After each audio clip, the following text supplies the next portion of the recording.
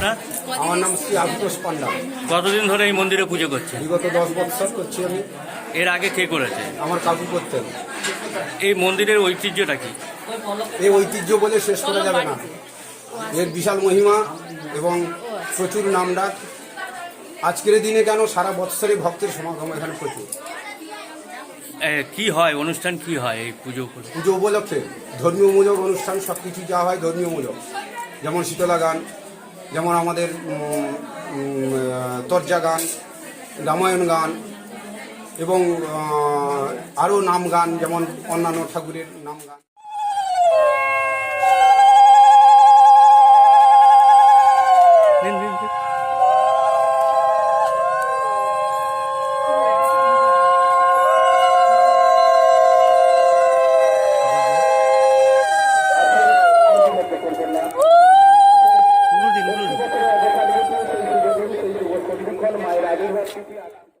কি নাম আপনার? মিনু ঘোড়ে। এই জায়গাটার নাম কি? এই জায়গাটার নাম চালভাবের ব্রিঞ্চিবাড়ি।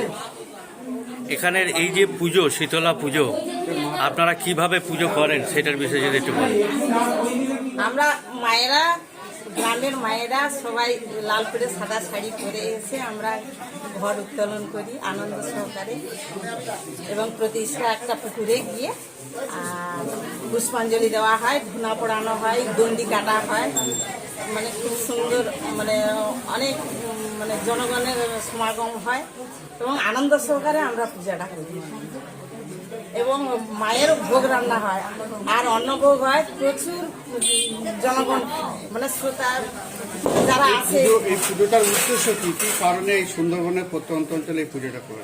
আমরা মাকে, আমার মা ঠাকুমারা যারা ছিলেন তারা এখানে এসে পুজো দিতেন এবং ঠাকুরকে বিশ্বাস করতেন যে ঠাকুরের জল খেলে আমাদের যে শীতলা মায়ের যে 64 ব্যাধি তার থেকে আমরা মুক্ত পাবো। সেই হিসাবে আমরা মা ঠাকুমাদের কাছ থেকে শিখে এসেছি, মানে শুনে এসেছি। সেই কারণে আমরা সবসময় পুজো করি, এখনো পর্যন্ত আমরা সেই বিশ্বাসে বিশ্বস্ত।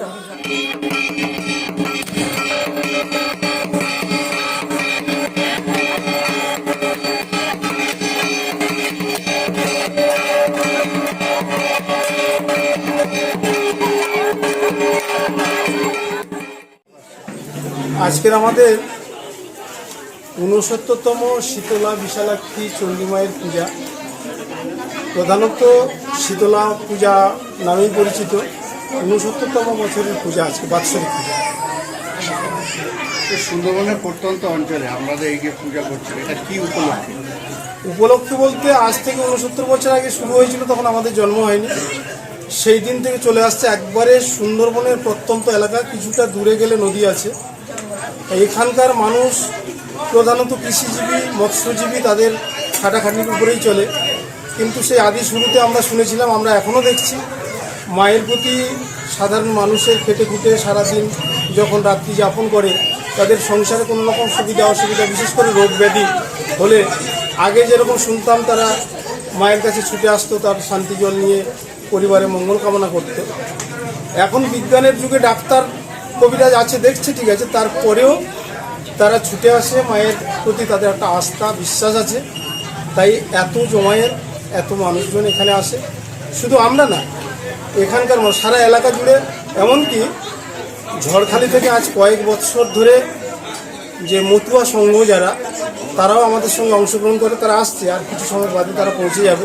তারাও আনন্দের সাথে এই অনুষ্ঠানটা উপভোগ করে। দল, মত, জাতি, বর্ণ নির্বিশেষে আমরা এই অনুষ্ঠানটা করে থাকি।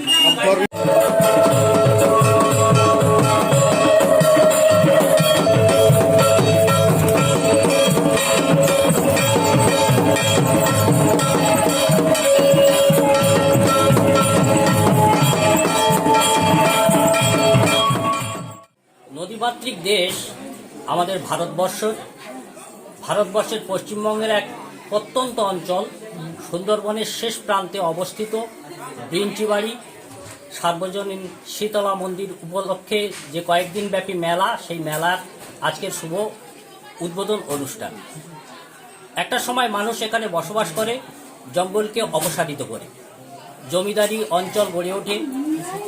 ব্রিঞ্চিবাড়ি নামক জনৈক ভদ্রলোক ব্রিঞ্চিবাড়ির টেকা ছিল, সেই তার নাম অনুসারে এই অঞ্চলের নাম হয় ব্রিঞ্চিবাড়ি। স্বর্গীয় জমিদার নফর পাল চৌধুরীর নাম অনুসারে নফরগঞ্জ অঞ্চল, নফরগঞ্জ অঞ্চলের ব্রিঞ্চিবাড়ির প্রত্যন্ত অঞ্চল এই চালধোয়া বাসন্তীকে। চালধোয়া খাল, তৎকালীন সময়ে পানীয় জলের খুবই অভাব ছিল, মানুষ এই খালের উপরই নির্ভরশীল ছিল। আমাদের ব্যবহার্য যে রান্না বান্না, বিশেষ করে চাল, সেই চাল এই খালের জলেই ধোয়া হতো এবং সেই জল নিয়েই রান্না হতো, এমনকি পানীয় হিসাবেও ব্যবহার করা হতো। সেই থেকে প্রচলিত হয়ে আসছে চালধোয়া খাল। আজও লোক লোকান্তরে, বিশেষ করে ক্যানিংয়ের মহলে যারা মৎস্য ব্যবসায়ী করে, এক কথায় চালধোয়া খাল বলতেই এই চালধোয়া বাসন্তী বেড়কেই চেনে। সেই সময় মানুষ এখানে বসবাস করেছিল। অদ্যাবধি তাদের আর্থিক অবস্থা এখনো সচ্ছল হয়নি। তারা প্রধানত নির্ভর করে বেঁচে আছে জল, জঙ্গল, তার উপরে জীবিকা নির্বাহ করে। মাছ, কাঁকড়া, সেই মাছ কাঁকড়া ধরতে তারা যায় সুন্দরবনের জঙ্গলে, আস্থা রাখে বনদেবীর উপরে, বনদেবী বা বনবিবির পূজা করে। ঠিক তেমনি গ্রাম অঞ্চলের আগে যে রোগ ব্যাধি ছিল তাও ছিল এমনিভাবেই মানুষের মনোবলের উপর নির্ভর করে কোনো অলৌকিক দেবদেবিতাকে স্মরণ করে তাদের জীবনযাত্রা চলা শুরু হয়। শীতলা দেবী পুরাণে বর্ণিত আছে, তিনি হাম, বসন্ত বা রোগের দেবী। কতদিন ধরে এই পুজোটা চলছে? এইভাবে প্রায় 69 বছর ধরে এই পূজা চলে আসছে। এই পুজো উপলক্ষে কি কি অনুষ্ঠান হয়? এই পুজো উপলক্ষে আমাদের এখানে যে অনুষ্ঠানটি হয়, মাঙ্গলিক অনুষ্ঠান থাকবে, আজকেই হবে শীতলা মায়ের মহিমা বর্ণিত গীতিবহুল যাত্রাপালা শীতলা মঙ্গল। এছাড়া প্রাচীন লোক সংস্কৃতি, ঠাকুর শ্রী শ্রী রামকৃষ্ণদেব বলেছিলেন। আপনার নাম কি? আমার নাম শঙ্কর সর্দার। কি পদে আছেন এই কমিটি? আমি মেলা কমিটির একজন সক্রিয় সদস্য।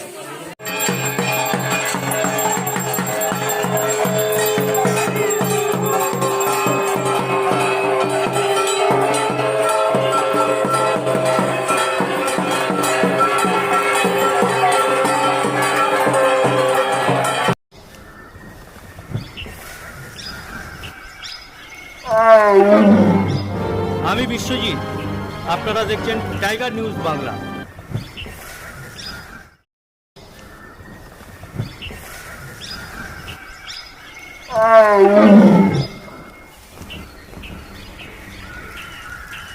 সুন্দরবনের সোদা মাটির নোনা জলের সব খবর, সবার খবর, মানুষের পাশে, মানুষের সাথে। Tiger news Bangla.